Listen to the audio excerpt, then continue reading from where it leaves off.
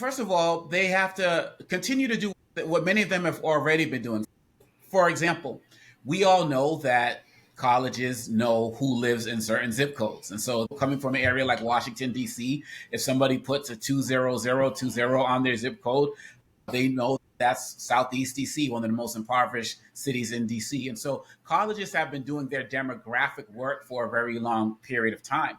Also, the Mhm. Supreme Court said that people can talk about their backgrounds on essays. So you can assume that if somebody says they go to Ebenezer Baptist Church, and most likely they are a Black person, right? And so Mhm. we also have to remember that. So there are other ways when you look at the leadership roles that students had in high schools, depending on the clubs that they lead, the African student group, or Asian American Student Association or something like that. That's something they can do. They also need to do what some of the California school systems did: start going out into the communities and recruiting and speaking about your schools and speaking about the beauty of it. Because the other challenge that we have here, Bob, is that in addition to the affirmative action decision, we also have the student loan decision. And so many students that come from underserved communities have basically been told in their minds that they are not able to apply to these schools because they don't have the financial resources and they're not white.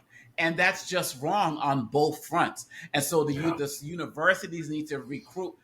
I'm already talking to high school students, literally, who are saying, I can't go here now. I can't apply here now. And that's not the case. And so many of these universities made statements about their commitment to diversity. They need to go out to these schools. Some of these schools have one college counselor for 400 students. So they need to up their partnerships with these schools to show that they are still worthy of consideration for these students. Those are some of the things they can do.